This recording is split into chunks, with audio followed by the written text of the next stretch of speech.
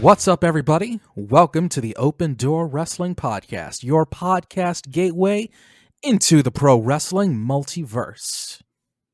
I'm DJM. I am joined by my partner in all things in the Forbidden Door and beyond, the physician of nuance himself, the subtle doctor. What's happening, my friend?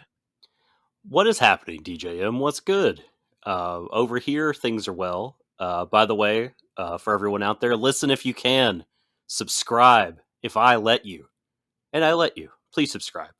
Unsubscribe and then resubscribe and then unsubscribe and then resubscribe. Please do that. No, man, I'm good. I'm fired up.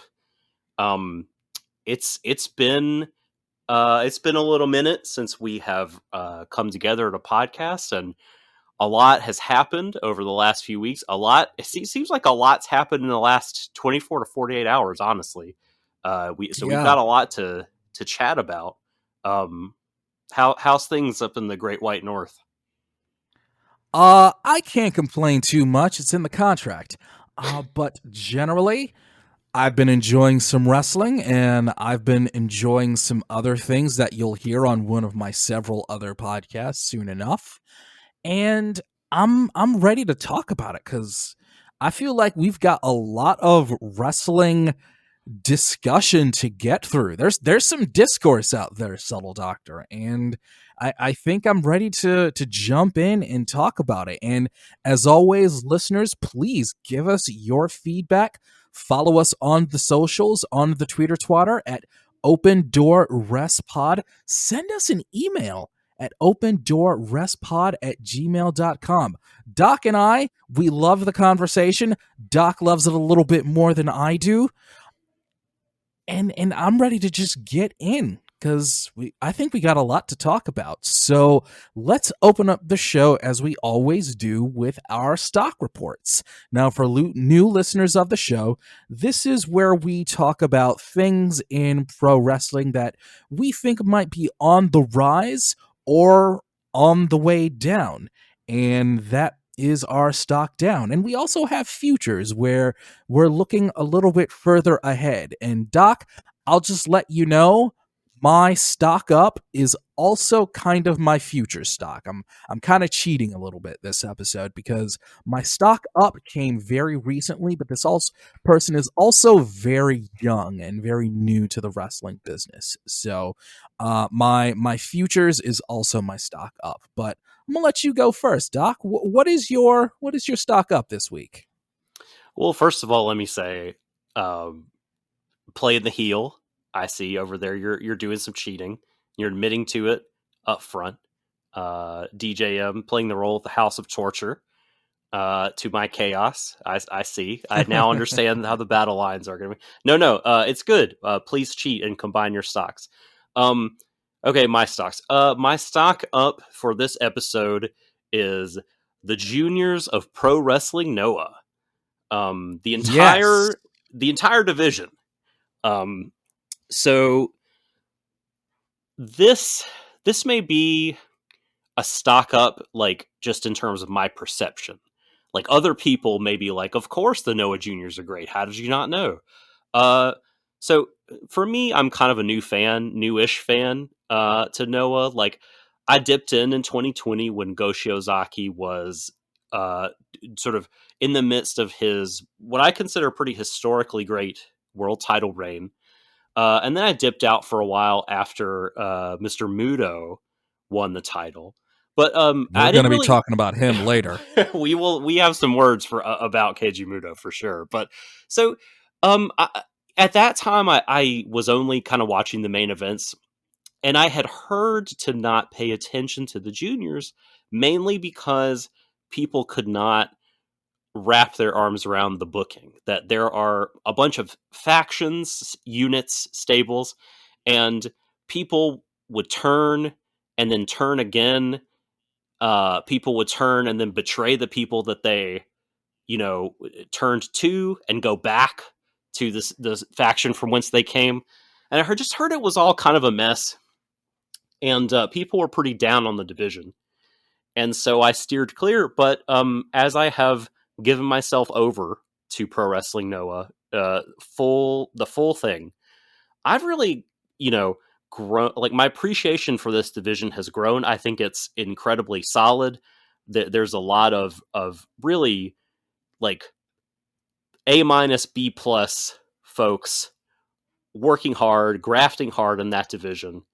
And so the work I have been impressed with. And, since I started watching kind of everything late last year, there hasn't really been a lot of the faction drama until this month, pretty recently, when Howell jumped ship from Congo and wanted to join sort of the home army, right? The Noah Juniors under Daisuke Sekimoto.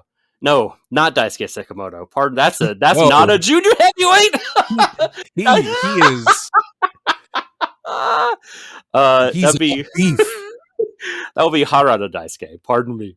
No, under Daisuke Harada, and I really I loved this.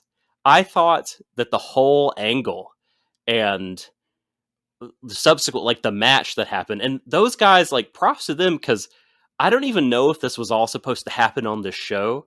Howell and Harada and Neo had to work double duty because COVID, really decimated the roster at that point, and they had to kind of pull things together for that show. And the extended angle and match they did, I thought was awesome. And you had this really emotional moment of like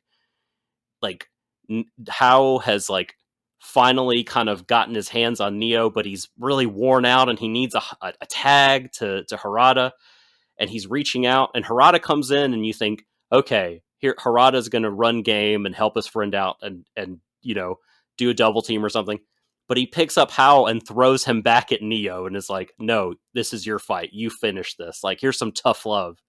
And I just thought that was really great. That's just not a thing I see very often in pro wrestling. And I think maybe perhaps the whole problem people have about not understanding the division can be somewhat alleviated now that Fulton and Pickering are doing such a great job with the English commentary, and maybe they can help kind of smooth out and explain to us what's happening. But no, I'm super into this division. I am really want to see the Howell versus Neo match. I haven't seen the show from today with Keno and Funaki on top, but you're going to keep some spoilers for me, which I appreciate. But look, no, I think this division is super underrated and really fun to watch.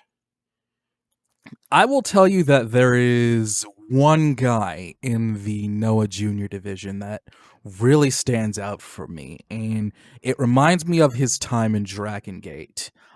Bit of a controversial thing there, but seeing him in Noah recently, I remembered how much I liked Yohei, and I feel like he is really a guy that I gravitated towards.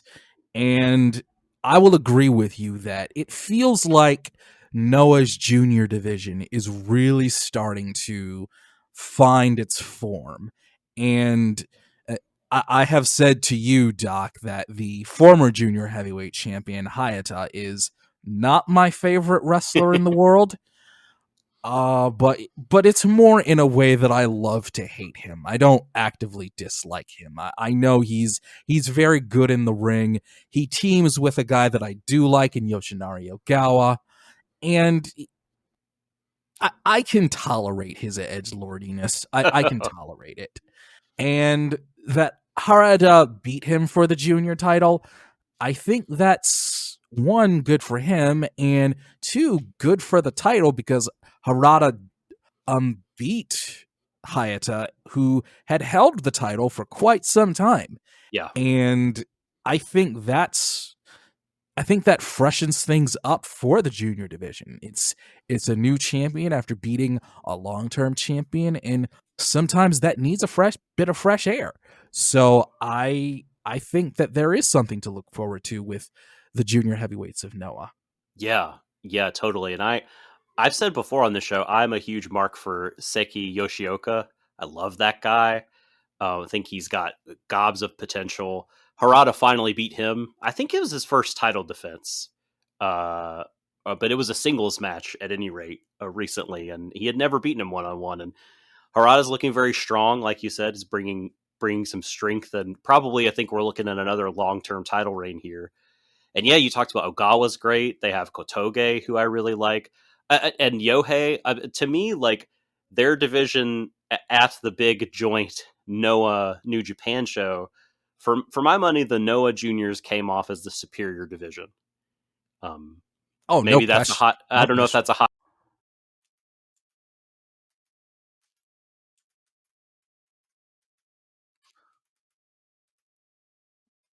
Doc, hold on a second.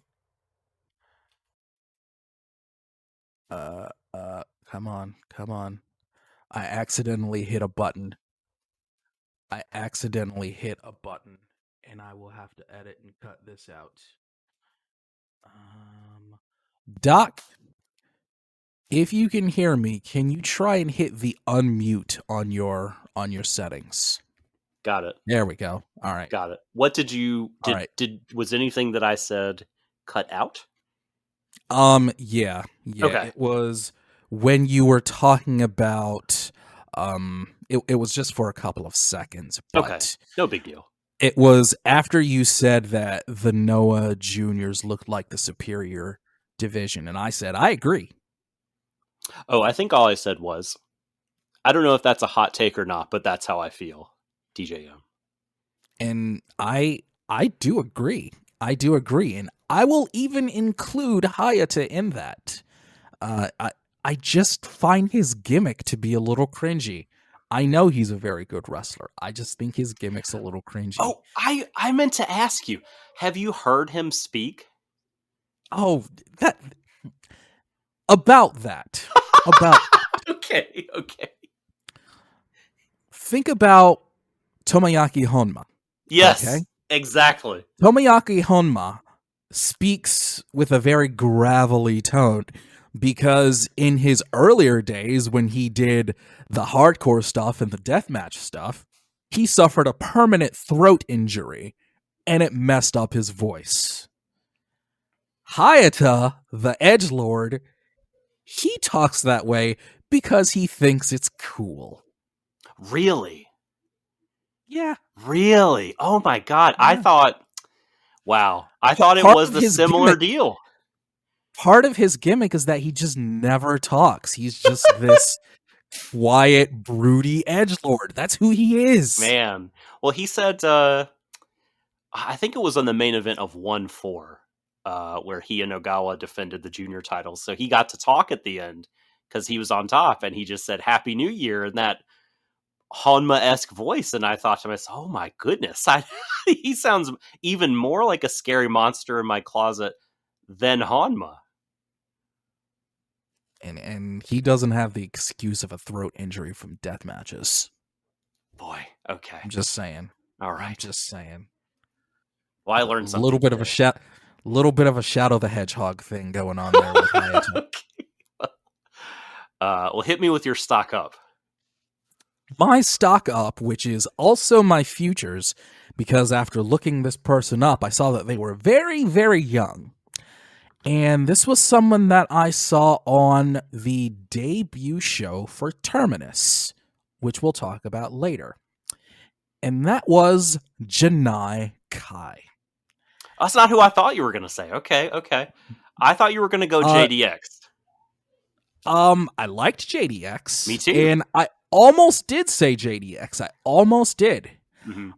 But Janai Kai is someone that I had seen on AEW Dark a few times here and there, but I didn't quite get a real look at her. Mm-hmm. And after seeing her in Terminus, I realized I really, really like her. The gimmick and persona is very cool. The kick demon, I like that as a persona. Her presentation is very cool. And she's also a black belt in Taekwondo. And she's very young and still fairly new in pro wrestling. I think she's only been at it for about 2 or 3 years. And she's one of those that I think stands out amongst a lot of young women in wrestling right now who are just kind of finding themselves. I think Janai Kai has found a way for herself to stand out, and she stood out to me. And I'm not only putting a stock up on Janai Kai because I think her match in Terminus was really good, and I'll talk about the in-ring work on Terminus later. But I feel like, given that she's been on Dark before, I feel like she probably has a future because she's found something about her that's unique. She's not just a wrestler who wrestles. She's got a unique look and presentation, and I'm really into Janai Kai. Can I tell you what that presentation is? That presentation is Outworlder from Mortal Kombat. Yes. She very much looks like she walked out of like the crowd of MKX in Outworld. Doc, I'm a big Mortal Kombat guy. I know that you are. I know that you are. Oh, so yes, I'm unsurprised. You nailed it. I couldn't like put the words together. Like, I just knew that her presentation and her aesthetic was exactly my kind of thing. But for you to put it as Mortal Kombat, it was just like, yep, that's it. That's exactly right. And yeah, very much so. Very much so. And especially with AEW, how they do their match graphics where it looks like they're posing like it's a Mortal Kombat thing. Mm-hmm. That is exactly the kind of thing that I can imagine Janai Kai doing a very cool fighting pose. And that's absolutely my kind of thing. She looked dope in the Rampage graphics where it looks like they're about to hurl lightning at one another. But it's okay. I didn't think we'd talk about this, but we've stepped toward it already. Thoughts on the beach break graphics? Because let me tell you, when CM Punk's picture, static image, rose out of the water as if he were Jaws or a whale that came out of the water to tell you to stop, I lost it. I died. I had to pause my video and laugh for a good 30 seconds. I don't recall this. Was this like a commercial or a YouTube trailer? No, this is when I don't remember exactly when it was in Dynamite. And I watched the Fight TV feed when they were giving the graphics and the breakdown for Beach Break next week. Instead of just it's the same images that they always use for Dynamite, those portraits with them facing the camera, but instead of just them appearing there, there's some water, there's an island in the background and there's ocean water. The portraits rise up from the ocean as if they're coming out of the sea. And it was just goofy. It made me laugh. I enjoyed it. You'll have to check that. Go back and check that out. All right. But yeah, that was the thing. Right. No, okay. Gonna get it back to Janai Kai. She got a lot of potential. Raw, but young. I didn't realize how young she was until you mentioned it. So yeah, I think the future's bright for her. I think she stands out a lot. Not a ton of female wrestlers that I can think of right now sort of have the martial arts thing going on, which is cool for her. Has she been on Bloodsport? I feel like she'd be great for Bloodsport. Yeah, that would be interesting. I think, I could see that. I really could. I mean, she has the martial arts background, Taekwondo, Muay Thai. Yeah, that could definitely work. I could see that. Maybe I'm just forgetting that I saw her there, but yeah, I feel like that's a really good fit. So yeah, good. Kudos. I approve. The doc stamp of approval on this Futures. I appreciate that. Yes, she was at Bloodsport. Bloodsport 6. Okay. Yeah, she has done Bloodsport. So there you go. I'm going to have to go back and watch that. I bet it was cool. Okay. So now we have to be jackasses and jerks. And we have to talk about our stock down. So I would not be surprised if you and I have the same stock down this episode. Well, I don't know. Let me ask you. Okay. Is your stock down a Japanese promotion or person? No. Mine is mine is also not. Perhaps we do Okay. have the same. I don't know. We might have the same one. I don't know if we should say it on 3 or what. I'll let you go. I'll okay. let you go. All right. My stock down is Andrade El Idolo. Bing bong. I'm so happy that we both have it, and I don't feel bad about being a jackass about this. I mean, not that I have anything against Andrade, but I think that there are people that need to be realistic about Andrade and his ability and his spot. It's not working. It's not working with him. It's just not working. It's truly not. By the way, I should say I thought about going Demon Clouds in this spot. Stock down to all Demon Clouds after what was revealed about them on Wednesday. But we'll stick with Andrade. Yeah, Andrade was brought in. I think people might be rewriting history here. Andrade was brought in to be a star.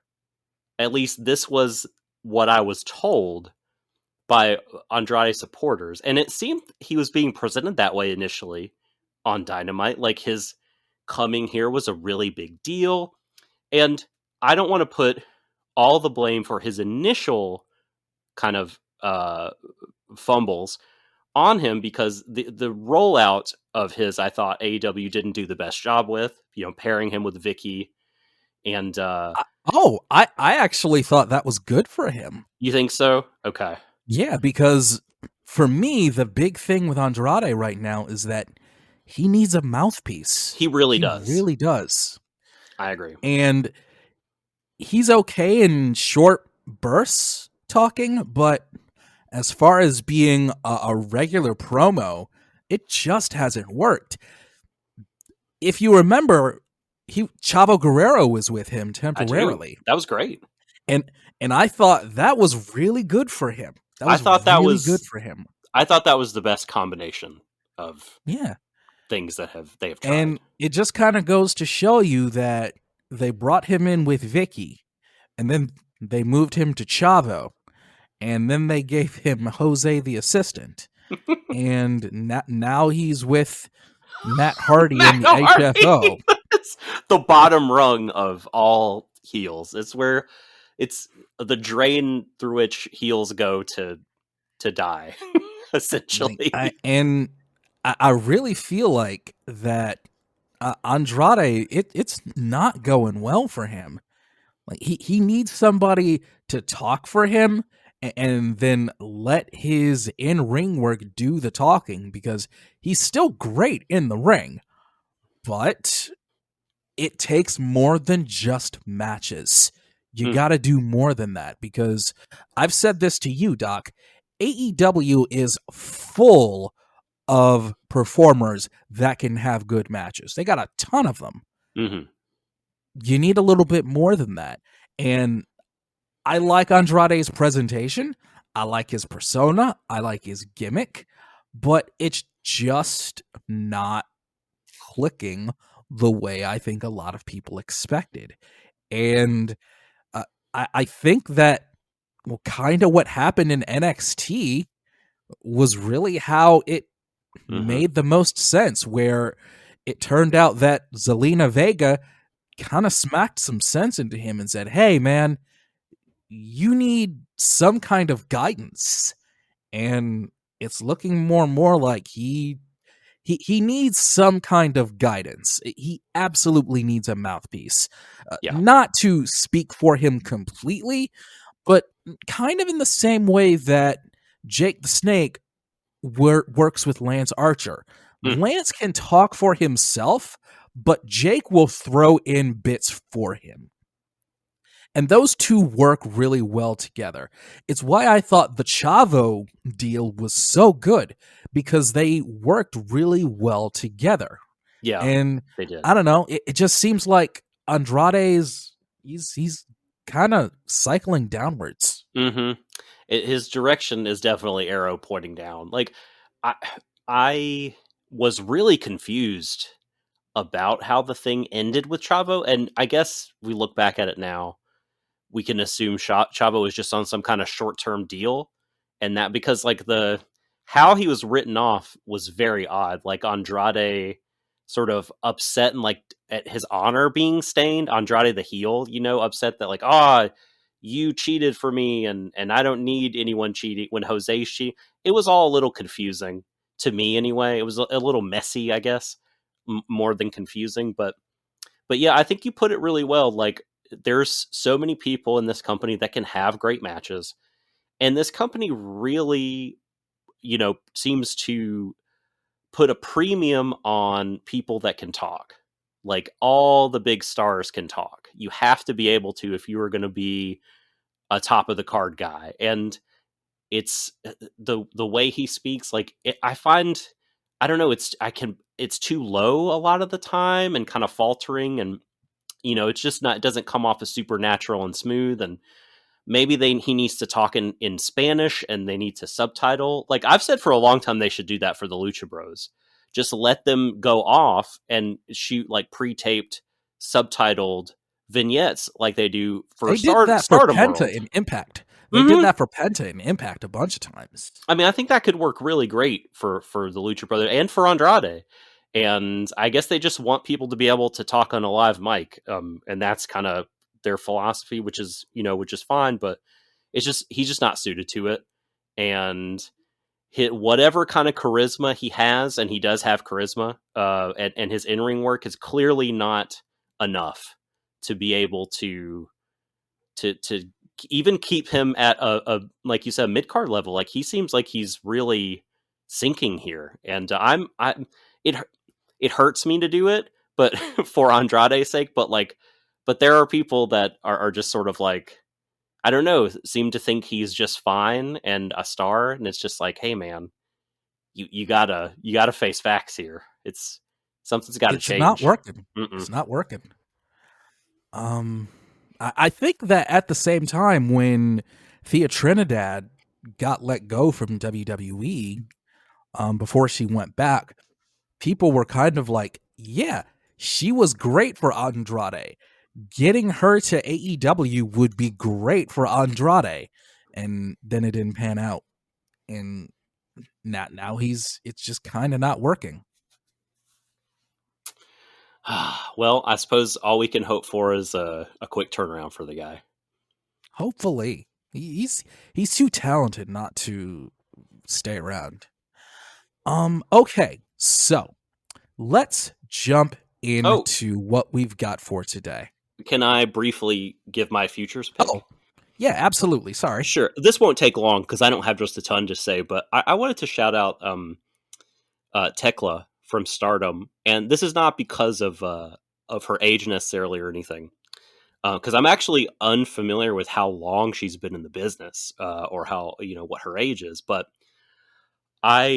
she's someone who wasn't really on my radar until I started dipping into the grimy waters of Shima and Ladette's great promotion, and I saw her in some matches there. Really liked what I saw, and was surprised that, I guess I shouldn't be surprised that people are leaving smaller Joshi promotions to go to Stardom at this point. It's been happening for a couple years, but she's part of the most recent Ice Ribbon exodus, and now she's at Stardom. She's a member of Donna Del Mondo, a very pushed faction, and she's doing great. And I think a whole lot of people who sort of are like me, that sort of their Joshi exposure is limited to what's easily available on streaming services. Like, I'd love to watch more promotions, but like dipping into like the Nico and stuff is just, it seems a little intimidating. But now that she's on Stardom World, people can see her stuff easily, and I think she's going to get some more fans. She's really fun. She's very good. I don't know if she's going to be a tippy top main event gal, but she's going to be in a lot of meaningful matches because she's part of Donna Del Mondo, and it's going to be fun to watch. I have definitely seen a lot of people talking about her since she showed up at Stardom. Because a promotion like Ice Ribbon, you have to be like deep into the Joshi weeds to follow Ice Ribbon. Those But weeds are trees at that point. yeah, they are. Yeah. Yeah.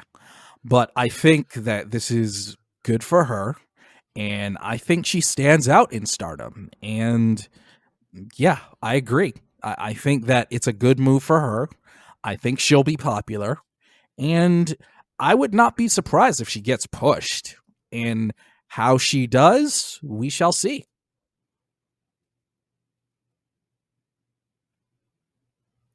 All right, Doc. Now we can jump into the news of the day, of the hour, of the episode.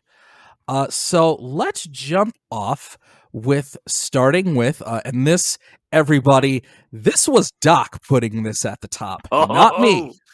DJM didn't do this. This was not me. Right here at the top, Subtle Doctor, Cody Rhodes. The free agent. I give you the floor. Again, everybody, this was not me. This was Doc. So, Doc, feel free. Go ahead. Okay. Let's talk about Cody, the free agent, Rhodes, for just a moment. And really, just like with the Andrade thing, this is a little bit of me getting fired up about wrestling fans and wrestling media and kind of the discourse going on. Because DJM, there's a podcast network that got purchased by Spotify a couple years ago called The Ringer. And sometimes they talk about wrestling. And I heard that they were getting excited because of the possibility that Stardust might show up in the Royal Rumble. And it made me furious that, like, I think there's so many people that are, like, paid to talk about wrestling that, like, are just not thinking things through, not taking a moment to not run with speculation or with potential news to be like, okay, let's think about who Cody Rhodes is. The son of a plumber that got so fed up working for Vince that, as you heard him talk about Wednesday night, he did the damn thing that CM Punk talked about doing. He bet on himself. He went to the Indies and made his name and made money. He went to New Japan. Like, before the Forbidden Door discourse became a thing, right? He did that. And he really is a pioneer in some ways for, like, modern wrestling for doing all this. He's the throne breaker. He's the golden shovel. Like, he has spent a lot of time and money and energy, not just starting up a new company that would be an alternative to WWE, but, like, getting his name back legally, getting back things that his dad came up with, ideas and phrases and trademarks. Like, to think that he would go back to that. He's a man with some professional pride. We're not talking about Mickie James here, who got fired and they sent her stuff to her in a trash bag. And then the minute they called her and said, you want to be in the Rumble for 5 minutes and get tossed over the top rope, she couldn't wait to go back with the Impact title. We're not talking about, he has professional pride. That would just never, ever happen, let alone as Stardust. Forget, like, Cody Rhodes suit wearing mogul. Like, as Stardust, never in a million years would that have happened. And, like, I mean, I just think, I don't want to say that Fightful and Sean Ross Sapp and everyone got worked, because I do think Cody's working without a contract.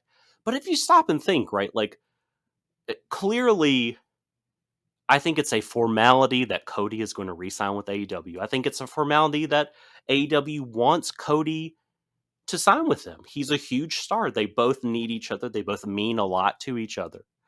And he's had COVID recently, so he has not had a chance to be in the office. I'm sure his contract ran out, and in name only, he's a free agent And Tony Khan thought to himself, hey, Cody, what if we run with this and maybe we leak this information to get a little ratings pop tonight? Because it's not like stories, we talked about this off air, it's not like stories are leaking out of AEW left, right, and center. This is a very hard company to get scoops on. Like, when you know something about them and people inside that building, it's because they want you to. And so they leak that he's a free agent. These guys run with it, and random people start speculating about him being in the Royal Rumble and stuff. And good on AEW for doing that, because I think it popped a number for them if you look at the quarter hours, and it was a segment that a lot of people wanted to tune in and see, and I thought it mostly went over really well. But yeah, I just wanted to say, like, people out there, pump those brakes on Cody going back to WWE, because that is silliness. That is straight silliness. Once again, everybody, that wasn't DJM. That was the Subtle Doctor. Because I know everybody knows that I have moved and set up a new apartment for myself, a new studio apartment in the center of the Codyverse. I have been all in on Cody Rhodes since the beginning of AEW. I'll even go far as back to say his run in Ring of Honor, when he was Ring of Honor World Champion. I was down with Cody. Cody was the first guy to make that list of people he wanted to wrestle on the indies. Cody did that. And I've said many, many times, I do not understand for the life of me why people are turning on him, because he's done all of the things that a lot of internet wrestling fans say they want wrestlers to do. Cody has done it all, and he continues to do it, and he continues to be one of the most interesting and talked about guys in professional wrestling right now. And that's a lot of fun. And he gets people worked up, and he gets people confused, and it's entertaining. And that is another fun aspect of professional wrestling. I don't like trying to predict what's going to happen. People always try and figure out, well, what's going to happen with 6 months from now? People were trying to figure out who was going to beat Adam Page for the world title right after he won it. Like, come on. He just won the title. Like, come on, man. And for me, with Cody right now, there is this air of unpredictability. And I'm having fun with that. It's okay when wrestling is a little unpredictable, and no matter how much time you spend on Twitter, on forums, reading the dirt sheets, sometimes it's fun to just let things happen and react naturally. It's fun that way. And I think Cody has been very good at getting people to react and getting their attention and keeping their attention. And absolutely how I would put it. I'm enjoying every second of this. I don't think everything he's done, even up to including this current the Dynamite that happened a couple of days ago, I don't think it's necessarily been like the cleanest or most polished stuff or whatever. But that's okay. I think it really has been compelling. I mean, I would not have missed the Cody promo for the world. I was really interested to see, and I think there were parts of it actually that were really kind of inspiring. I do think that you could kind of feel emanating from him that it does bother him in some ways that people have anointed Punk. And now sort of they see Cody as like the old version of that and outmoded. And that probably, I do think that in some small way irks him. It would irk anybody, human here. But I agree with you that it is really fun I just don't know where he's going, right? Because, he's got the program with Sammy coming up, but we don't know. I have no idea if he's just going to drop the title back to him, if he's going to start a program with Punk. You know, if you know, he was talking about Brody King, like he went in a lot of directions, but like, yeah, we don't know. There's a lot of places it could go, and yeah, I'm super curious. I was, you know, I was ready to bury him. I was ready to come on this show and bury him like Monday or Tuesday because I thought, oh great, we're gonna get some work shoot nonsense. But it was so and much better and than that. So much better and than that. me as always, just telling everybody, just wait. Cody's gonna bring it. He always does. He's gonna bring it, and there you go. Stardust in the Royal Rumble. Can you believe? Give me a break. God, unbelievable. Oh well. All right, let's move on to something a little more positive. And if you've been listening to the podcast recently, you know Doc and I have really gotten reacquainted with Pro Wrestling Noah. I really discovered Noah around 2004, 2005 or so, and I've kept up in and out over the years. And I kind of got back into it around 2017, 2018. And then the Jun Akiyama thing happened, and now I've, along with Doc, have really gotten back into it. And Doc, I know you said it was around 2020 or so. That is right. With the Go Shiozaki, just people were just so effusive with praise for his title reign. I was like, I have to check this out. Yeah. And here we are now in 2022, and we're both fully as high as we can get on Pro Wrestling Noah, Doc. I've said for many, many years that Pro Wrestling Noah has always been my favorite Japanese promotion. And when I see the positive feedback that's coming from Noah, for the most part, it really makes me happy, and it really makes me excited. And I'm really glad you're getting into Noah. I really am. I love it. I checked, you know, I pricked my finger the other day expecting cerulean blue to come out, but it was emerald green. Emerald green. Yeah, I'm super into it, man. And a lot has happened since we have chatted about it. You know, we did our year-end awards around the first of the year, but an absolute truckload of Puro occurred between then and now. I mean, there's been a couple Nakajima title defenses, the whole junior stuff that I talked about earlier. You know, there's been other guys, you know, staking their claim for the mind share of Noah fans and making move. I mean, like, so what do you want to hone in on or focus on here? And also the joint show. We haven't even discussed the Shonen Jump original movie that is the New Japan Noah joint show. The Pro Wrestling Power Show. Does that make sense to you, by the way? The Shonen Jump original movie?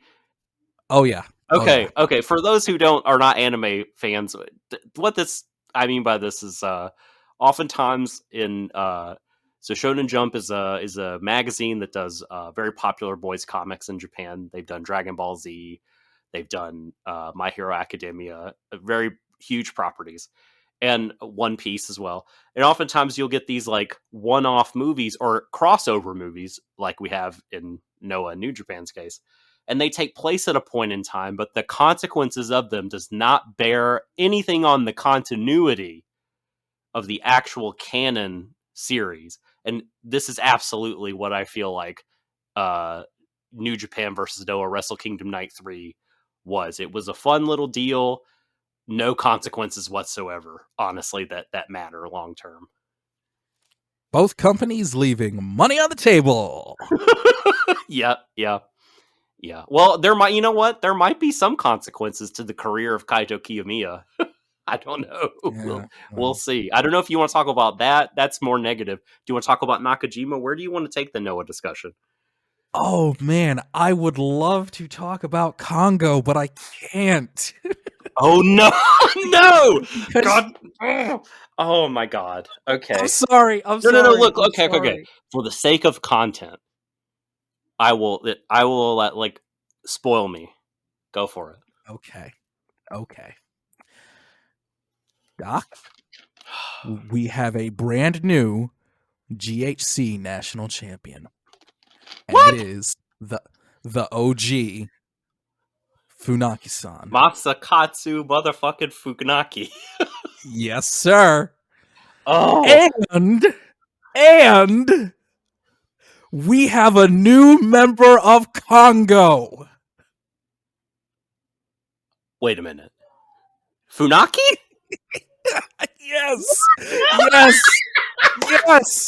Yes. Funaki joined Congo after their match. Oh my God. Well, that owns so hard. Yeah, yes. They love shook hands after the match. All of the members of Congo came out and they showed Funaki some love after winning the title. And then in their post-match interview, Kano was like, you want to join Congo? And Funaki was like, yeah, I'll join Congo. Let's be a tag team. And him and Kano are now a tag team. Oh my God. Yes. Okay. Wait, so he so he's leaving M's Alliance. He's leaving M's Alliance. Man, and then I guess maybe eventually he and Kano will wrestle M's Alliance for those belts. Yeah, for the tag team titles, Marufuji and Muto. Wow. So, this makes sense on a number of levels. I mean, Funaki's awesome, and you'd love to have him in your group. Since both Masa Kitamiya and Yoshiki Inamura have departed Congo over the last 12 months or so, they're lacking heavyweights, right? They have Manabu Soya to do heavyweight undercard stuff, but they don't really have him in doing anything meaningful. So it really is just Keno and Nakajima. So this totally makes sense to me. He took the national championship.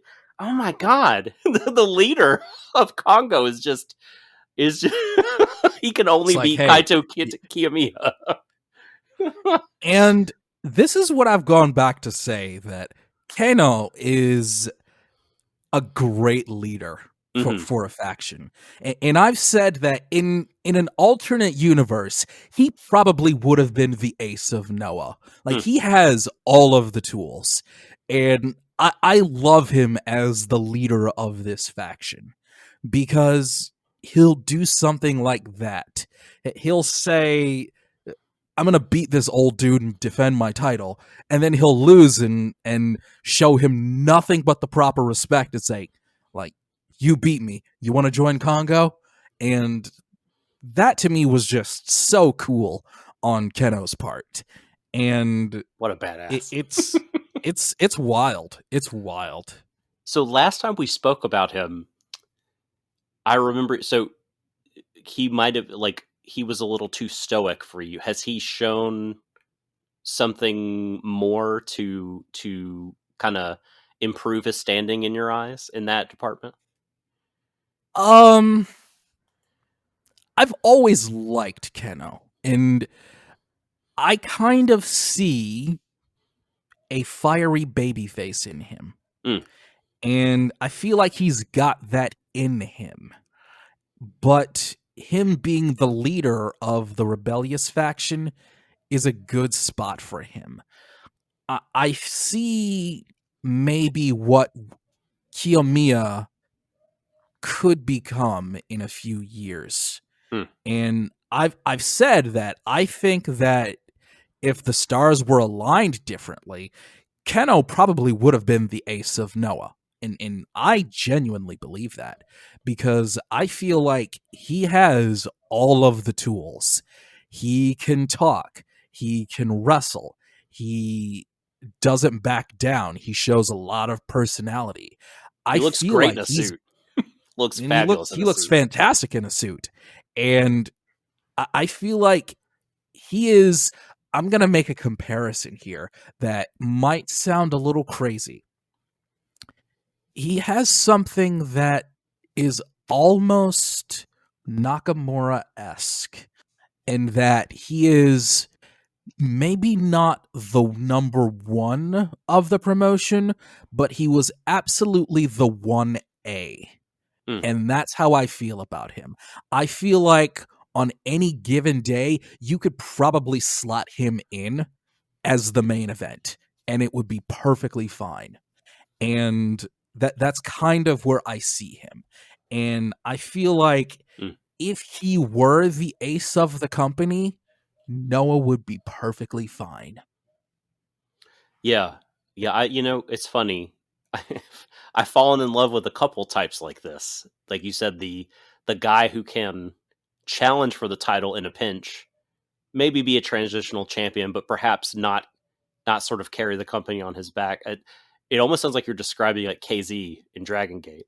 Like every February, KZ has like a match of the year candidate challenging for the Dream Gate, and then he kind of drifts back down to the upper mid card, doing things with natural vibes. And Keno, similar slotting. And it's interesting that you see the baby face there, because for me that's harder to imagine, just because I feel like he's just so like when he was running down New Japan in the Tokyo Dome, like it just felt like this is the guy. This is just Keno, the person, just being just a loud asshole, and it ruled.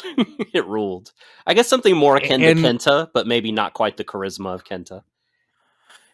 But pretty close, in my opinion. Pretty close. I think he's pretty close to that. Music to my ears, man. I love the guy. I really see a lot of Kenta in Keno. I really do. And that's why I feel like in a different universe, if I were booking Noah, he probably would have been at worst my 1A. He probably would have been my 1A to go Shiozaki. Could we somehow body swap you with this all wrong guy? Because I would love that. Oh, speaking of Shiozaki, I want to talk about your boy. I don't want to talk about Go Shiozaki. How do you think he's fared since he's come back? For me, he's been just amazing. He's been totally lights out. He feels like how do I say this? Like, not that he's arrived. That's not quite right. But like, he's coming back. It feels like a guy has come back. And I know I haven't followed the company as long as you have. I heard people say like for so long he was so like close but no cigar, could never really get over that final hump to being a top guy. But it feels like almost like he's walking back into his company in some ways. Like he feels not like he's pushed to the moon or he's necessarily the ace, but he just feels like a true pillar of the company right now. Like he's so because he is. Yeah, he absolutely is. Go has been a pillar of Noah since Misawa's passing, really. He was, if I'm not mistaken, if not Sugiura, but literally the first graduate of the Noah dojo. He is purest of pure Noah. And this in many ways is his company. Not to use another comparison with another company, but in a lot of ways, Go Shiozaki was the chosen one. And he always had great matches, but he was always kind of stuck in the shadow of the old legends. Mm-hmm. And he always had the talent and he always had the ability, and it was always there. And with Go, it always felt like it was just a matter of time. And I think that in 2020, that's when that happened, where I think people really recognized that Go Shiozaki had realized his full potential. And I think you put it best. After he came back, it feels like he's walking back into his company. And in many ways, he is, I don't want to say he's the elder statesman of the company, but he really is, along with some of the guys before him, like Marufuji and Sugiura, he really is now one of the long-standing pillars of pro wrestling Noah, who has that long-standing legacy to the beginnings of the company. And like, he was Misawa's chosen guy. Him and Marufuji were like Misawa's guys. And for him to be in the position that he was in 2020 as the champion and coming back now, like, it feels right. It feels like this is exactly where he should be. Yeah, it feels like it doesn't matter if he loses. Like that can't, he's beyond the point where a bad loss will tarnish his status or standing as a top guy, I think is how I could best put it. Like, you know, he's, I guess, and at the same time, go ahead. At the same time, on any given night, he could win the GHC heavyweight title and it'd be completely believable.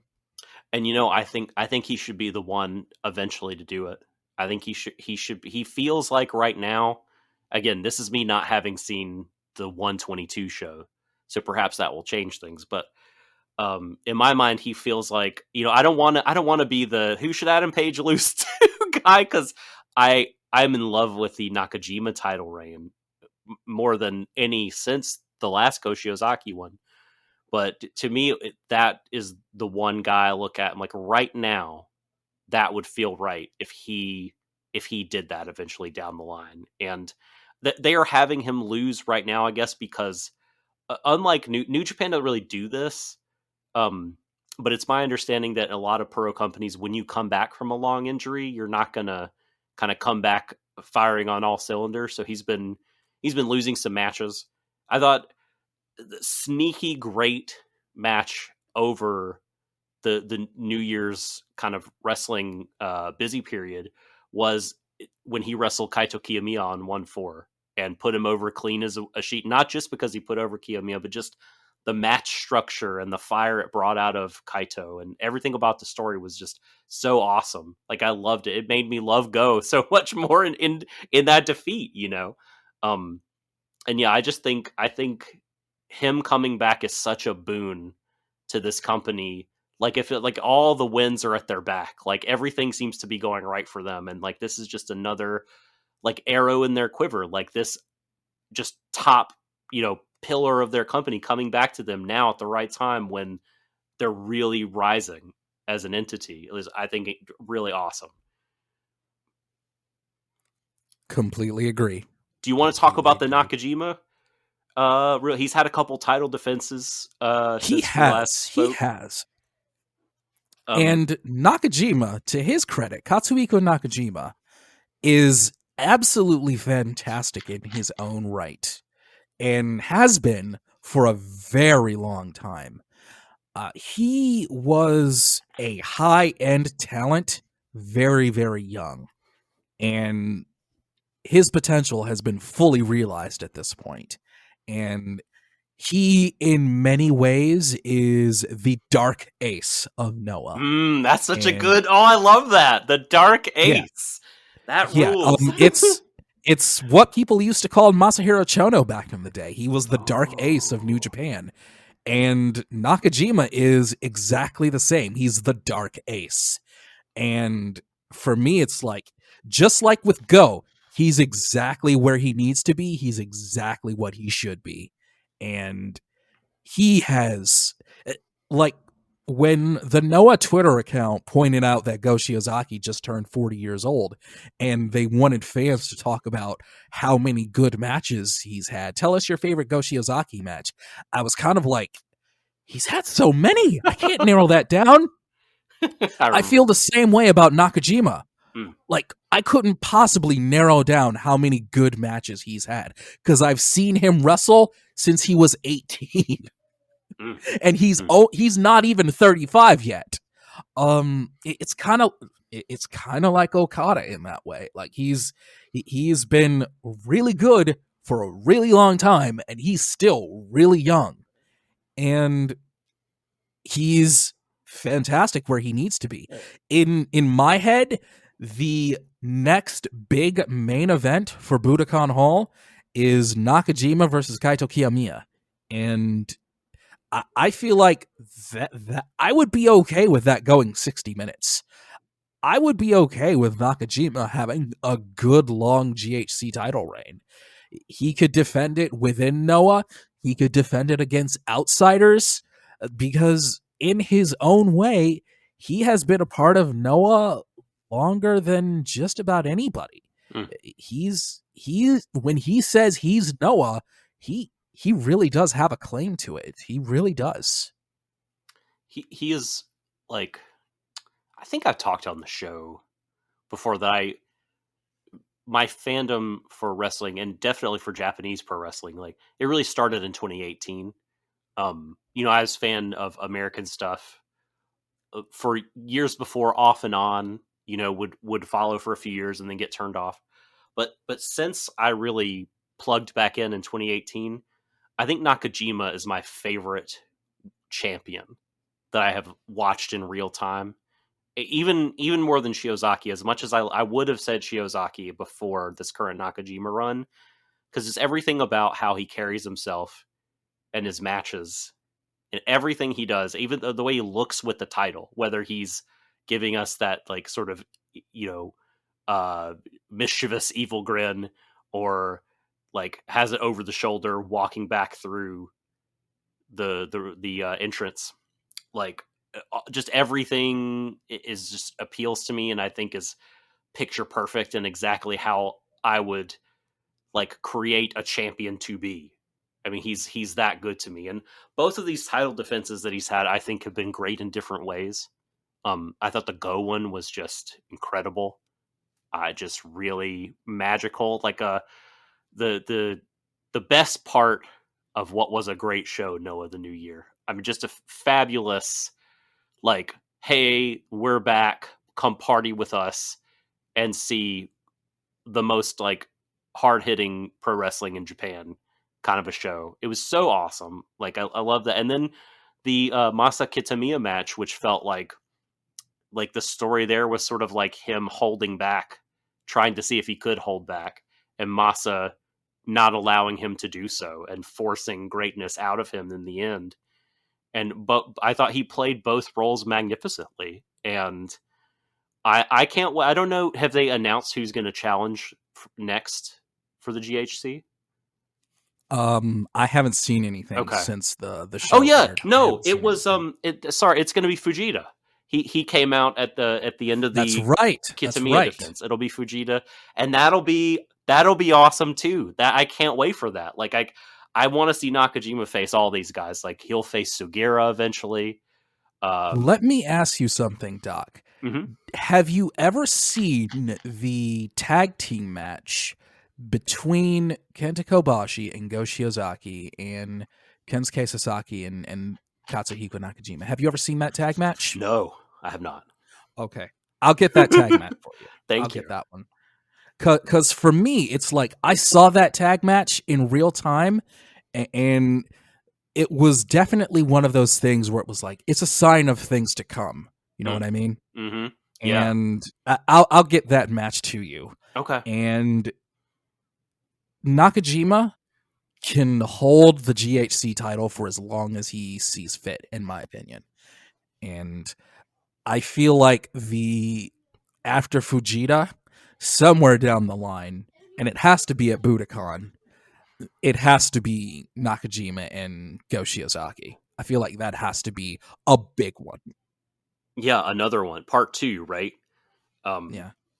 Because I mean, he could always say, "And Noah the New Year, I wasn't at full strength yet. I was just coming back. Like now, I'm in my pomp.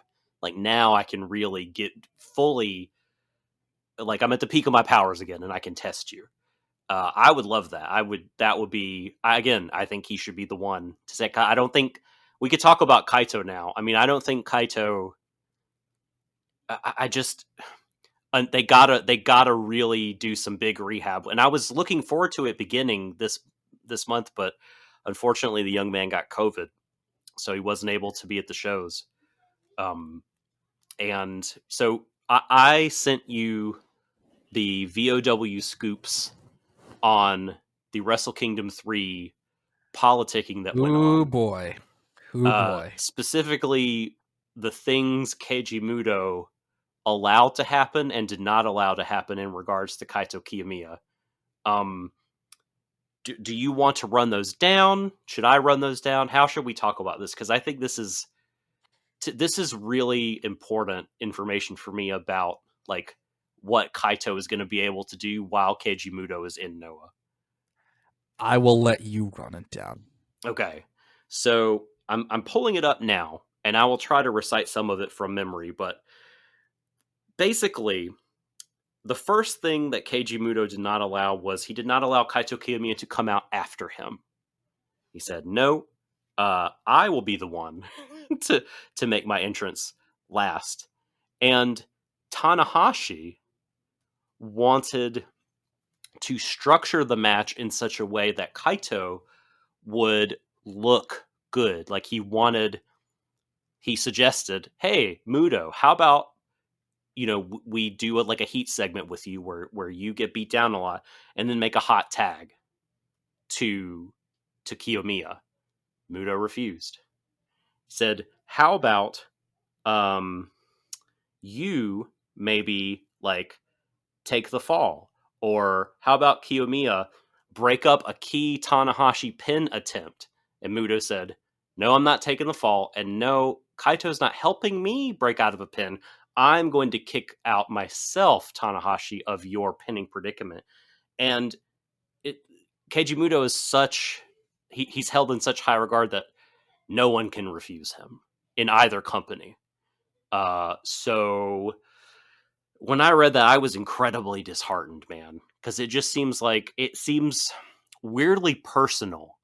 It doesn't seem like he necessarily just wants to be at the top of Noah. It seems like he wants to hold this kid down for some reason. What do you think about this? I hate the idea that Keiji Mutoh has turned into the Hulk Hogan of Japan. I hate that idea. Because he should know better. He's been a promoter. He's been an owner. He's been a president of a company. He should know better. And Pro Wrestling Noah should know better. Because for years, Mitsuharu Misawa tried to get some of the younger talent on his roster over. So did Kenta Kobashi. They tried to get Kenta and Marufuji and Go Shiozaki over. At the time, they were a little too young and maybe not quite ready. I but understand they tried. Yeah, and it was my understanding, too, that back then, fans were not ready to see juniors on top. Is that correct? Yeah. And specifically, the Noah juniors, they tried. They really tried to move them up into the main event spots. It just didn't click. But the old guard of Noah, they tried. They tried to get the kids over. They really did. It just didn't work. In Muto's case, this is just a really bad look on his part. It's really bad. And I said a while ago that 2022 has to be the year that Kaito Kiyomiya racks up a lot of big wins. Like, he has to rehab himself. And yeah, this is really a bad look on Muto's part. Like, this is bad. This is really bad. He's doing a lot of stuff that is really detrimental to a young guy, and it's a bad look on his part specifically. It really irritates me, and I'm gonna maybe try to look not on the bright side, because I don't think there is a bright side necessarily to this, but like understand the reasoning at play to some degree. I mean, maybe just for this New Japan show, right? That's his territory. Like, that's his company. He was on top there. That's where his legend kind of like it rings the loudest. He did his he best did work lead there. he did lead the Noah roster out on that show. Yeah.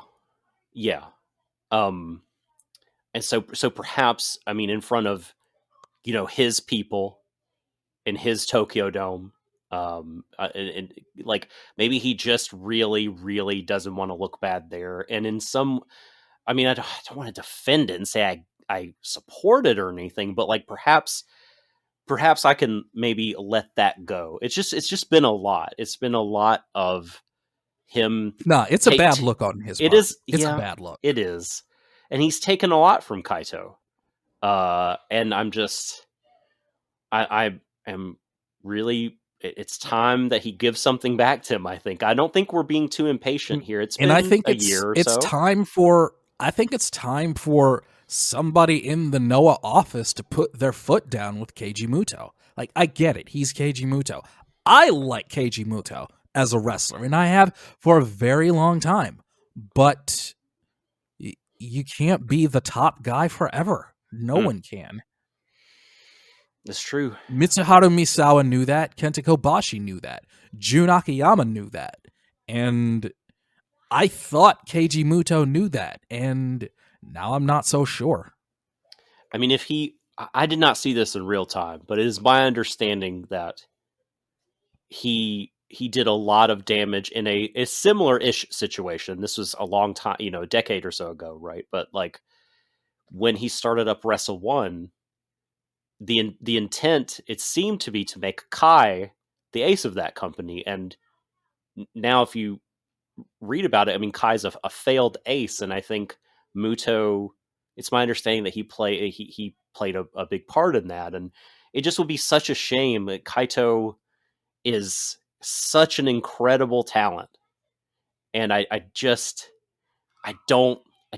want so badly for him. I mean, as much as I love Nakajima, as much as I love Kano, like, and maybe this is part of the plan all along, with seeming to hold him down. I've like become so invested in seeing this kid do well. Like, I just want so badly for him to win that it's like almost the most important thing about the company for me this year is like getting him on track. And again, maybe this is Wrong Guy's mad genius plan or whatever, but like every time I hear again, Muto wants the national title, or Muto this didn't let Kaito Kiyomiya break up a pinfall. It just like my faith in him eventually breaking through while Muto's at the company, which is I think until 2023, at least the current contract. That faith ebbs a little bit more, and it hurts, man, because Noah's doing so great, and this is another great asset they have. I hope they don't blow it. That's all I can really say. All right, shall we move off of Noah? Let's move off of Noah and move into Terminus, who had their debut show. All roads lead here. We From both Hotlanta. watched this show. Yes, the ATL, one of my favorite cities. And I got to tell you, Doc, I watched this show and I enjoyed it much more than I expected to. I think that the biggest issue, and this was definitely a valid complaint, there were some production issues, audio, video, graphics. They can clean that up. Yeah. And I'm honestly willing to give them a pass on that because it was the promotion's first show. However, I also did watch Zicky Dice's Outlandish Paradise on Twitch. Can't believe that was a fun show. It really was. And also, production, perfect. Perfect from start to finish. So looking at what happened with Terminus in comparison to Zicky Dice's show, it was kind of like, they got to clean that up. They better clean that up. But the actual show itself, I enjoyed it a lot more than I expected to. I loved the wrestling. I absolutely loved it. yes, this is absolutely feeling like an extension of Ring of Honor.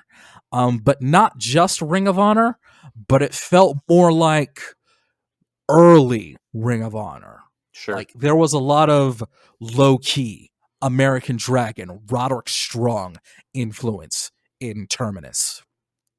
The wrestling was very grounded and very, very, very Ring of Honor, and not so much what Evolve did. And I didn't love Evolve very much, but it really felt like its own thing. And credit to Jonathan Gresham. I think that he really gets what Ring of Honor was about, and he's taking a lot of that with Terminus, and it really shined here. I really liked the wrestling, and I really liked that Dave Prazak and Lenny Leonard were on commentary. Oh, so good. They were incredible. They were fantastic. And they had the same chemistry together that they had for years calling Ring of Honor. And I would say in terms of the wrestling and the show itself, I really enjoyed it. I felt like there was not a single bad match on the show. It introduced me to some new talents that I hadn't seen before, like Invictus Cash and JDX, and I really got interested in them. I got to see more of Janai Kai. Mm-hmm. And Doc, here's one that's really going to surprise you. There was someone on this show who I've said before that I'm not too high on, I'm kind of turning around on. And that was Jordan Walking Grace. Weapon? Oh, no. No, wrong one. It was Jordan Grace. That match ruled. Dick Mama Pump. The announcer really messed that up. Came out. Did you notice that? Come on. That was really funny. I love that Jordan just sort of looked to the side and was like, yeah, wait, okay, what? We'll go with it. Right, what? All right. And yeah, I really came out with a much different opinion on Jordan Grace after this match. Maybe it's just me and Impact. I don't know. Maybe it's just me and Impact. I don't know. Bandito looked great in his match against Baron Black. And yes, Doc, the main event between Jonathan Gresham and Josh Alexander, I really came around. Like, I've always liked Jonathan Gresham, and when Jonathan Gresham has somebody he can really work with, he's really good.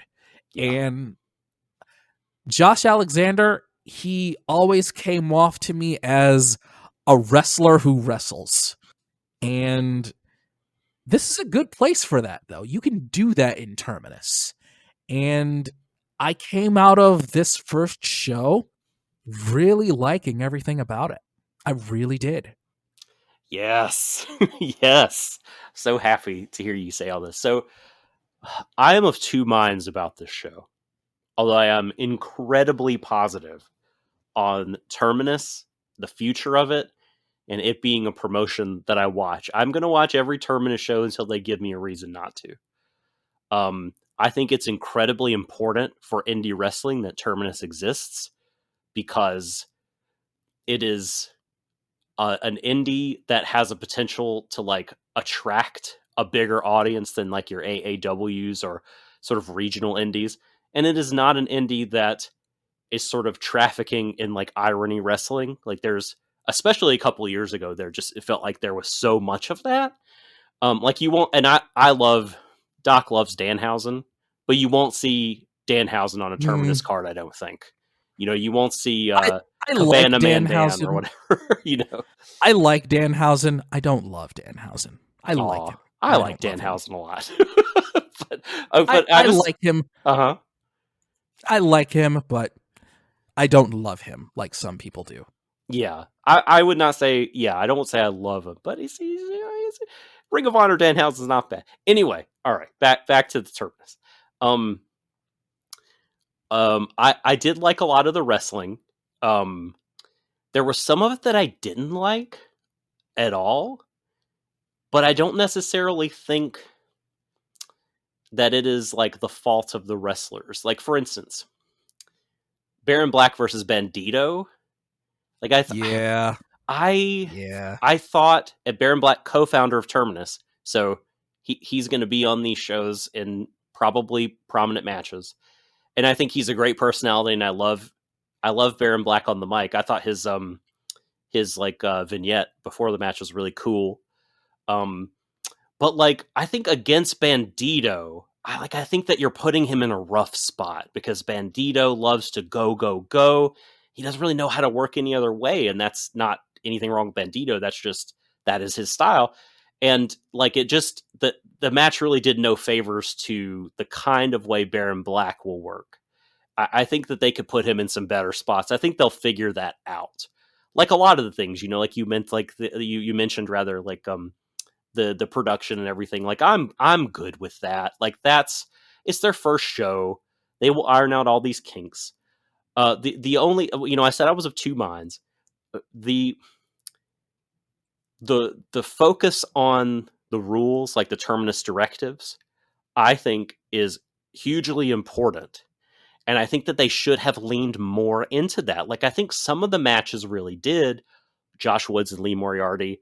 I think Moose versus Mike Bennett. Moose versus Mike Bennett, like, was perfect for, like, getting Moose over as a heel and establishing the rules to the audience.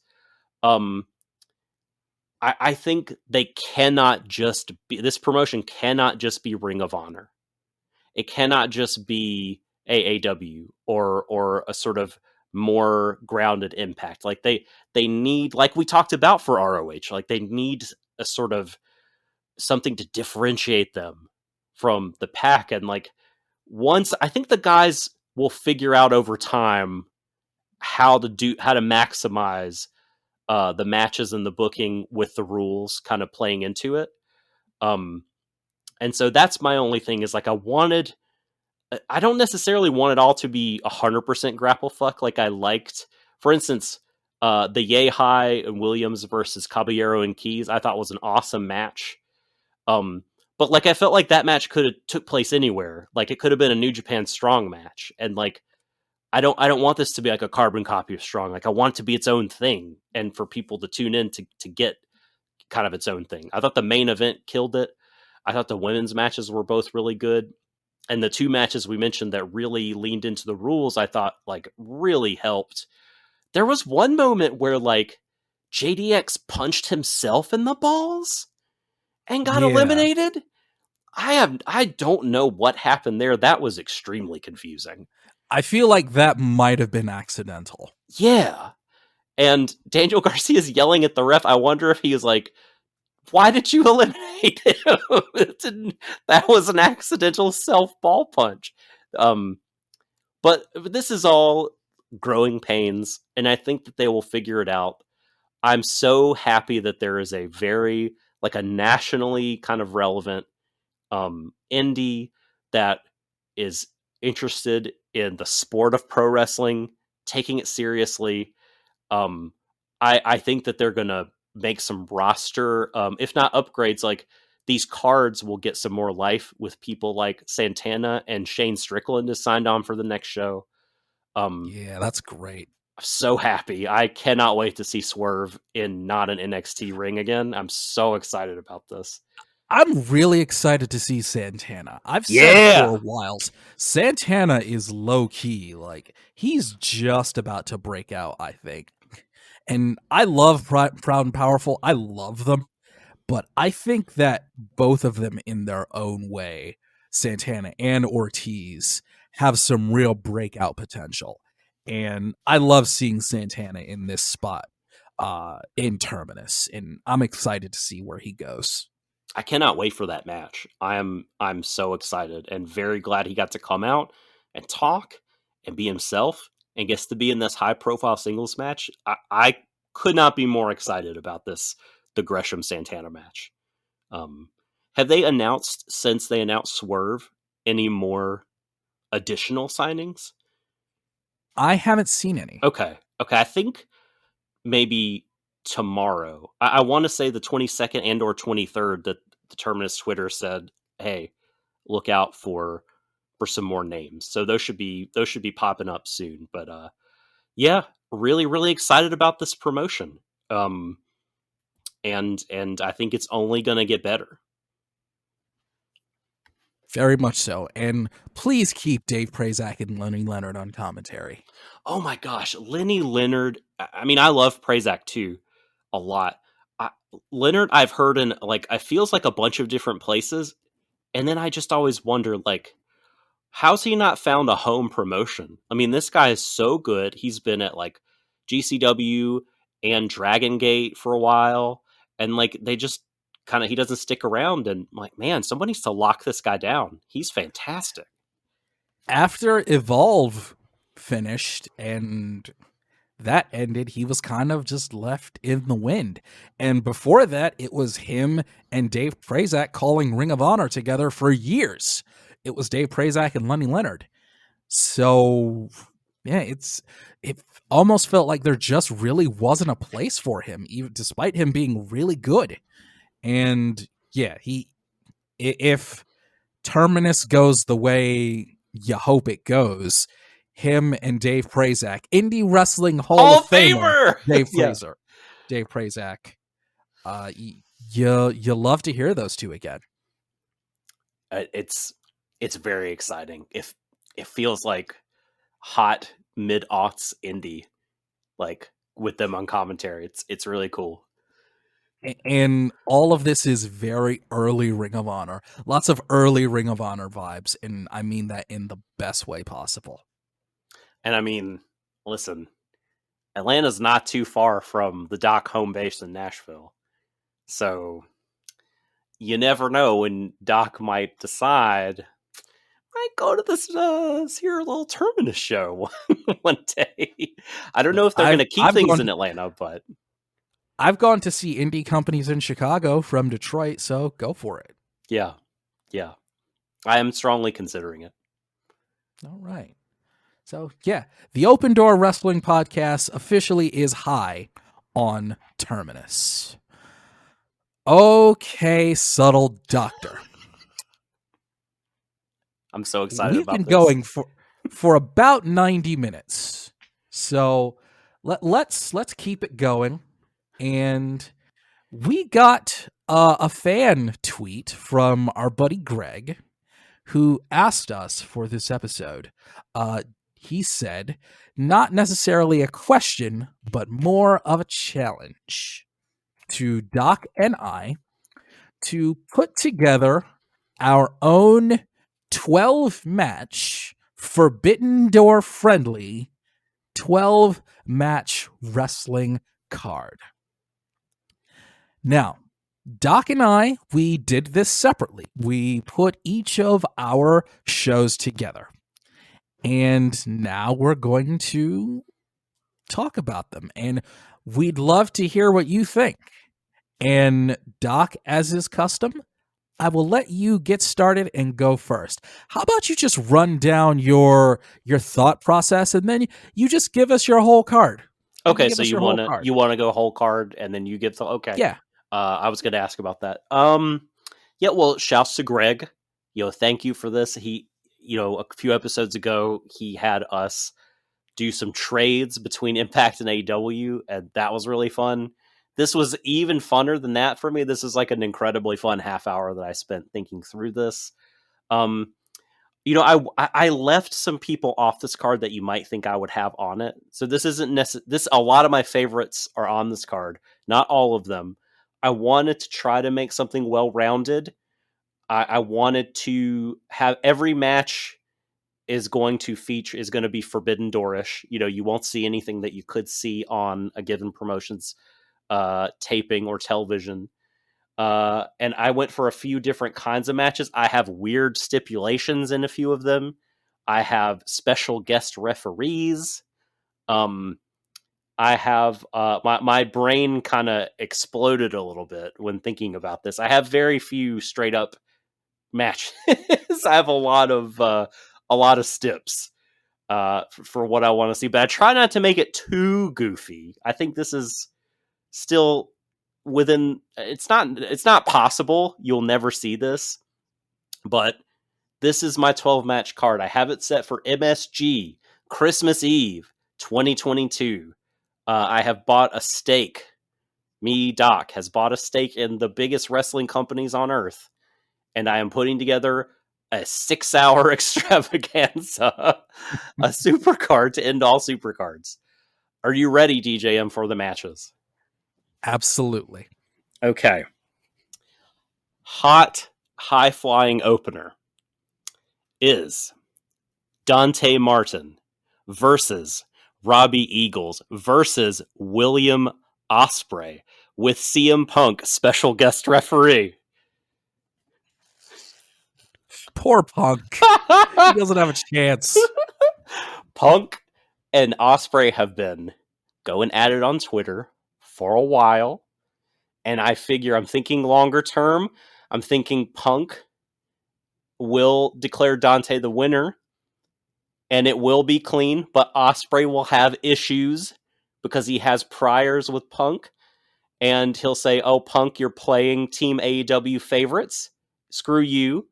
And you'll get a little AEW versus United Empire action, perhaps on Dynamite. You'll have Punk and Darby and Sting, the trio we've seen before, versus Ospreay, Cobb, and Great O'Karn. And there you go. Let me throw this match at you. Let me throw a match at okay, you. Okay. We're gonna go 1 for 1? No. It just popped into my head. Okay. Hit me. Shut up for the rest. Darby Allin versus Jeff Cobb. That would be amazing. Man, that would be some real Kevin Nash versus Rey Mysterio vibes. Yeah. Some lawn dart action. All right. Okay, now I'll let you go. Keep going. Okay. No, feel free to chime in anytime. I love it. Next match, no stips, just a straight up, I want to see this match. I thought about making it like First Blood or Hardcore, but decided against it. Thunder Rosa versus Stardom's Momo Watanabe. My 2 favorite female wrestlers in a match. I'd love to see it. Josh Alexander versus Zack Sabre Jr. Lidet UWF rules is my next. Technical masterclass happening before our eyes. That is some grapple fuckery of the highest order. That's some ring shit. Yeah, I would eat that one up. You're gonna like this next one. Okay. Tomohiro Ishii versus Takashi Sugiura versus Moose versus Powerhouse Hobbs. Yeah. In an elimination 4 corners match. So there will be 2 people in, 2 people out at the start and single elimination. And the winner of this match receives a contract for a title shot in any of the promotions represented by the wrestlers in the match. Okay. Therefore, what will happen, Tomohiro Ishii will win. And he will face Katsuhiko Nakajima in, I don't know, Super Hall. That's a good match. Yeah. That's a good match. And the next one perhaps might be my favorite invention, DJM. Keiji Mutoh versus Tajiri. Loser leaves wrestling forever. Oh, man. Special guest referee, Shima. Just to get Shima on the show, because I love him. Does it end in a double count out? Probably they both keep their fucking jobs. I mean, you are booking the show. No, you know what? Oh wait, they both have to lose. I feel like someone has to take the pin. Yesterday I would have said Tajiri. I'm leaning Muto today. Who knows? Next, I feel like they both hit each other with the mist, and they just fall to a 10 count. And we kick them both out of our beloved sport. There you go. Next, in a blood sport rules. So after intermission, we've set up a second ring in a blood sport style. We have Eddie Kingston versus Jun Akiyama. Okay. Yeah. Blood sporting That's it his up. dream match. That is his personal dream match. Is it really? I didn't know that. Okay, wow. He said that for years. He wants Jun Akiyama bad. Oh man, I feel like it's more possible now than ever. I didn't know. I thought I was a real genius for thinking of it, but apparently not. Apparently it's in the ether. He said for a long time that he wants his dream match is Jun Akiyama. Well, I've got them throwing stiff elbows at each other. There you go. And Jun Akiyama winning by referee stoppage. Oh, okay. All right. Okay. Yeah, that's match 6, so we're halfway through. The next match is a straight-up match, but it is a collection of 3 different titles on the line. It is Diana Perazzo versus Miyu Yamashita. It's the ROH Women's title, the AAA Women's title, and the Tokyo Joshi Pro Princess of Princess title, all up for grabs, winner take all. And Roxy in there as well? Roxy is a front row seat. She's going to come out with a microphone at the end and challenge the winner. Oh, okay. All right. Okay. Cool. Yeah. All right. I think that I'm giving it to Miyu, and then she'll have a little brief run in America and drop one or more of the titles to either Roxy or Diana before she goes back to Japan. Okay. All right. Now we're getting into the real, hell yeah. These are matches that I would pay a great deal of money to see. I mean, I love everything I've done up to this point, but this is the money end of the card now. Match number 8. Kano versus Jon Moxley, KO or submission only. Oh, that's good. That's good. That's like Bloodsport energy. Yeah. You could see Kano in Bloodsport, right? Oh, God, yes. Yeah. If Noah and GCW ever talk, that should happen. But yeah, Kano in Bloodsport would be good. It's a bulldog choke versus PFS and penalty kick, who can knock each other out or choke each other out. Then you have what I think will be the hottest tag team match of any given year if you booked it. For the Rev Pro tag titles, Aussie Open versus the Lucha Brothers. Okay. I like love this. I desperately want to see this. I like that. I do. And then my top 3. Match 10 is a straight up singles match. No frills. It is Shingo Takagi versus Katsuhiko Nakajima. The singles match we all wanted from Noah versus New Japan. Right. I'm giving it to you for the GHC heavyweight title. I've got Nakajima winning in a long, brutal affair, barely winning. Shingo definitely looking great here. Like a 40-minute match. Yeah. Oh, yeah. And still got 2 matches to go. Okay. Yep. Okay. Here we go. Keep going. All right. Match 11. Bryan Danielson versus Kento Miyahara. Best 2 out of 3 falls. That's good. That is good. Knee lifts and kicks and Germans. And I'm going to have Danielson kicking out of the shutdown suplex. Only a couple people have ever done that. I think Jake Lee and Zeus are the only people to do that, though. So I think we can let Bryan Danielson also join that club. Sure. And Bryan's going over for sure here. Hey, all right. Miyahara. Dragon. Yeah, Miyahara's going to get the first fall. He's going to get a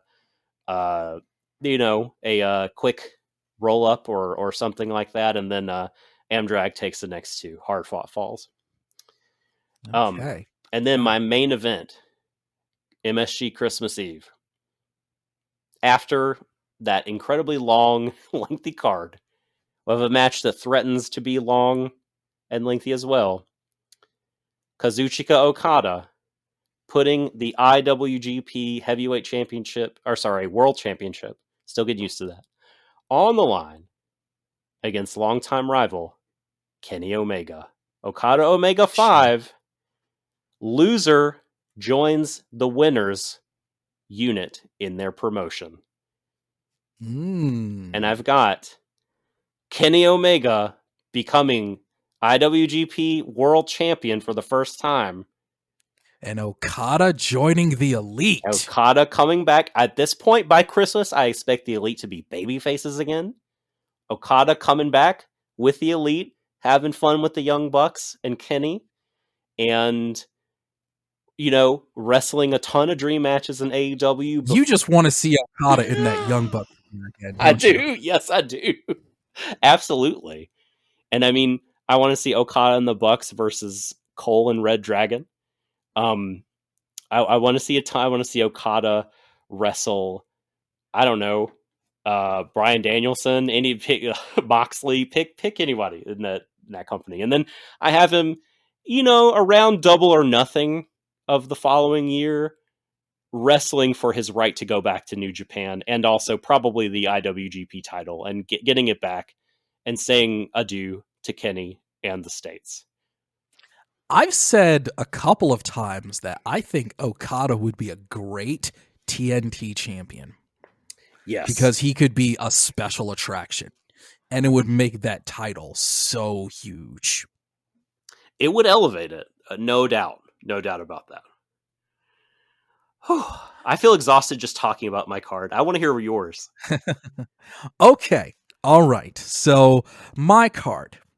This will take place July 16th, 2022 at the Little Caesars Arena in Detroit, because fuck you, it's my show. Yes. My announced team will be Excalibur and Mauro Ranallo. Ooh. Interesting. All right. Interesting. There won't be a single reference or missed move on this entire show. And we'll probably get like Taz and somebody in there every now and then too. Rotating, just to keep third things chair. fresh. Yeah, I love that. Yeah. The opening match always got to open with a hot opener. It will be the Young Bucks teaming up with Big Dumb Billy, Will Ospreay, okay, taking on the Lucha Brothers and Tetsuya Naito. Damn. Oof. That's going to be a good opener.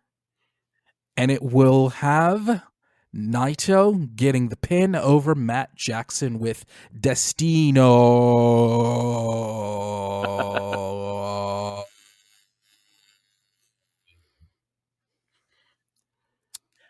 Match number 2. Yuka Sakazaki, the magical girl. My girl. Versus Rosemary. Ooh, that'd be fun. Yeah, I love that. A little light and dark. Exactly. The yin yang kind of energies. And have you seen Yuka lately, by the way? I have not. She's putting on, I mean, a little bit of both. Like, it's nothing, you know, she's not like ripped or anything at the moment, but like if you look back at her AEW tape and then look at her now, you'll see her shoulders are a lot broader. She's definitely lifting. She's drinking the protein shakes. Totally. All right. Okay. All right. Yeah, Yuka Sakazaki versus Rosemary. I would have Rosemary go over and turn Yuka Sakazaki into the dark magical girl. Boo. I would turn Yuka Sakazaki to the dark side. Man, this is like when Hyper Misao turned sort of goofy superhero in Tokyo Joshi. She got turned into the villainous Misao. And have Yuka Sakazaki join Decay. Oh my god. Yeah. She's going to go through her goth phase now, you're saying? Yeah. Okay. Yeah. Okay. Match number 3. Eddie Kingston versus Go Shiozaki. Ooh. I love it. If That's Eddie phenomenal. wins, if Eddie beats Go, he gets a shot at the GHC heavyweight title. Damn. The second Eddie, possibly to win it. And of course, we have Eddie Kingston getting a promo for the match, talking about how much this means to him and how much he wants it. And he will beat Go Shiozaki with an exploder. With the exploder. Of course. Just to prove how much he wants it. And then he'll go after Nakajima. who will be in the next match Okay. defending the GHC Heavyweight Championship against Bryan Danielson. Mwah, love it. Perfect. Considered it. And that one will go to a 60-minute draw. Okay. I'm into it. Yes. Match of the year, sure. Now, this might also lead to Bryan saying he's not satisfied with a draw, and he might head over to Noah for a little bit. So, Noah getting into it, opening the forbidden door. Yeah. Okay. Perfect. Perfect. This is what we want. My match number 5. Britt Baker versus Tom Nakano. Whoa. I love that. I need to Yeah. see that now. That's awesome. I like me some Tamu-chan. I like Okay. Tamu-chan a lot. Yeah. And it'd be a solid babyface heel match too. Mm-hmm. And I think I would put Tamu-chan over. I think I would give Tom Nakano the win over Britt Baker. And I think that would lead to a double title match in AEW. Nice. Both titles on the line on a future pay-per-view. My match 6, and this is the match before intermission, because I think after this match, we're all going to need a break. Okay. No rules, hardcore match. Anything goes. Weapons around the ring. Fans are invited to bring weapons to the ring. All sorts of plunder and violence. This will be the hardcore match. Yeah.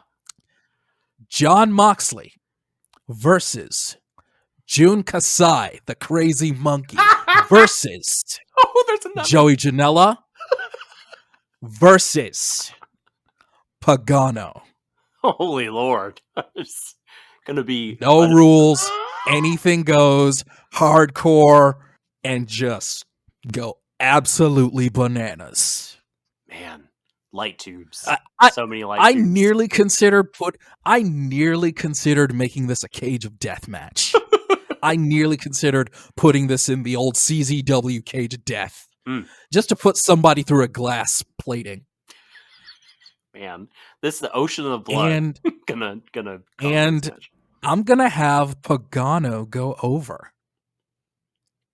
And then it will be Pagano who challenges Jon Moxley for the GCW world title. Nice. At a later date. Okay. And that will be the intermission for everybody to get a break, for the ring crew to clean up all of the carnage. Mm-hmm. All right, and everybody to get a breather, because after that one, I imagine it'll be pretty nuts. After we come back from the intermission, Kenny Omega comes out. And his opponent is Starlight Kid. What the hell? That's not what I expected. But that's awesome. That's really good. They could have a great match. And Kenny just goes full evil heel. And Starlight Kid makes the big comeback. But in the end, Kenny Omega gets the win. Okay. I have to stop you briefly. Have you looked in on Stardom recently? A little bit here and there. Okay. Starlight is a mega heel at the moment. Now, I'm not saying she can't work face for your show. Okay. Is she going to work? Is she going to go back to her old gear? Or is it just going to be heel versus heel? Kenny's the heelier heel. For one night, it will be Kenny as a heel, and Starlight Kid will be the super babyface she was. Perfect. I love that. That's excellent. I'm going for some babyface heel psychology with a lot of this.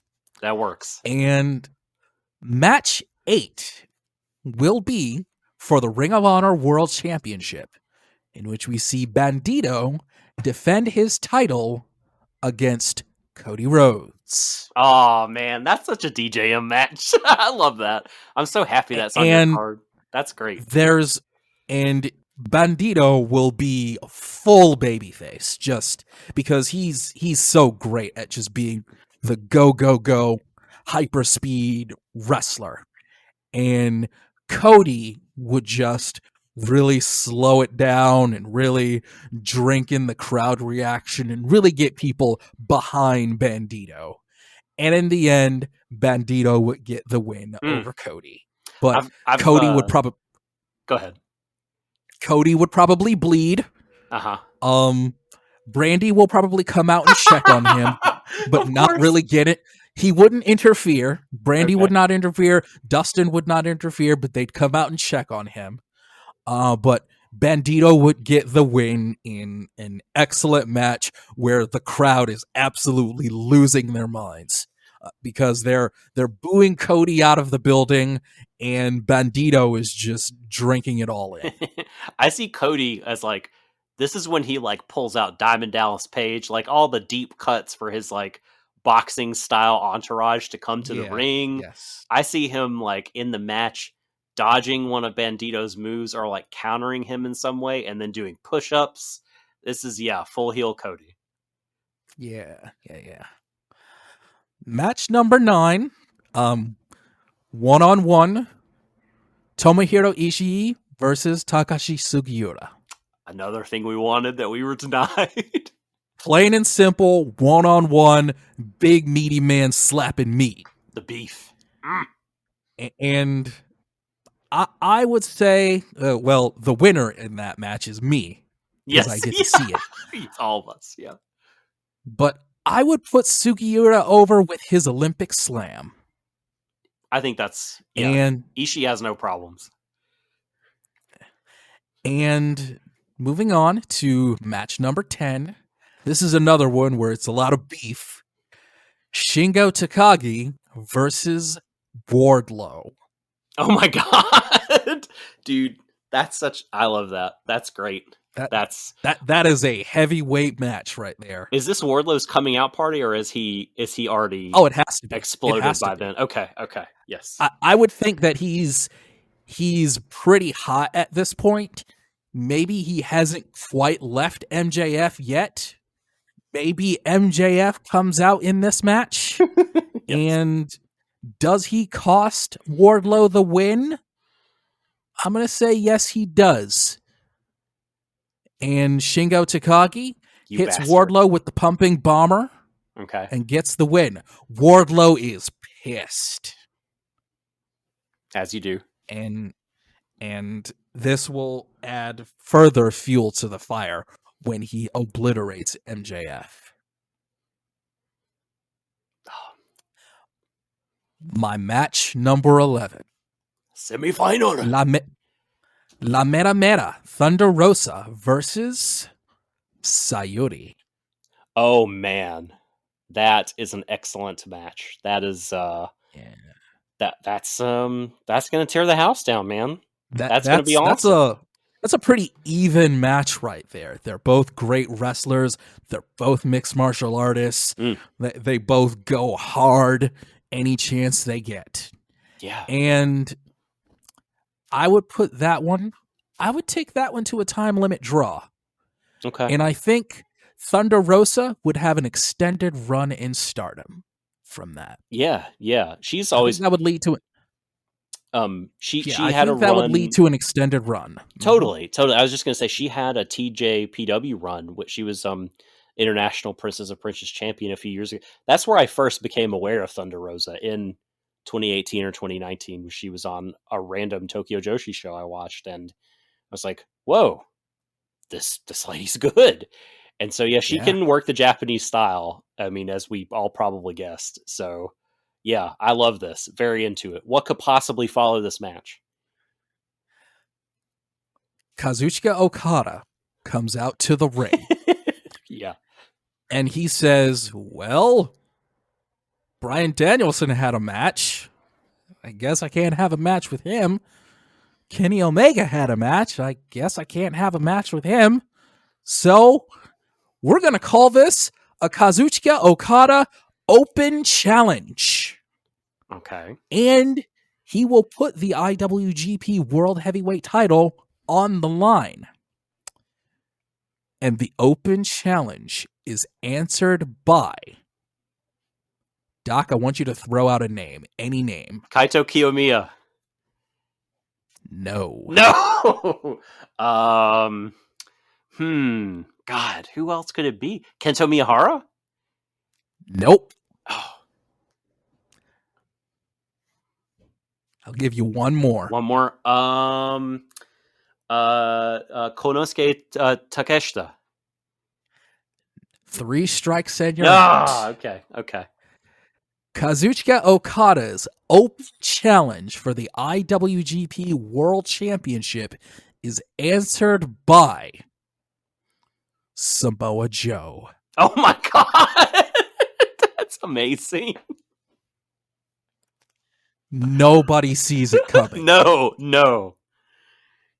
Wow. But Joe comes out. Him and Okada have a banger match. And Joe wins with the choke. Damn. So Joe's like channeling the spirit of past Joe. Like he's been saving it up. Mm-hmm. Oh man. That'd be pretty dope. I'm super into that. You said we were opening the forbidden door. Yeah, you've choked it off its hinges, I think. Mm-hmm. Man. Well, that was awesome. What a card. That was fun. That was fun. That was super fun coming up with this. So thanks, Greg. Everybody out there listening, let us know what you think of our cards. Let us know, good, bad, or indifferent. Let us know on Twitter at OpenDoorRestPod. Send us an email, opendoorrestpod@gmail.com. We hope you enjoyed it. Doc, we're just about at the 2-hour mark, so let's take it home. Let us indeed take it home. You've let folks know where they can get in touch with the pod. We encourage all of you to do that. We encourage all of you to, of course, go to the podcast services which you obtain the pod, be it Spotify, Apple Podcasts, wherever, YouTube. Give us the old rating. Give us the review, the 5-star review, and help us become more discoverable so that more people can experience the joys of the Open Door Wrestling Podcast. And if you want to get in touch with me, I am at The Subtle Doctor on Twitter. I've got other podcasts that I do. You can find links to those in my bio on Twitter, or you can just chat with me about pro res. DJM, if folks want to get in touch with you, how could they do so on Twitter? Well, if anyone dares to, you can follow me on Twitter at CallMeDJM. And, viewer discretion advised. Beautiful. Folks, we hope that you've enjoyed this episode, even a little bit as much as we have enjoyed putting it together. This has been really fun. DJM, thank you so much, as always.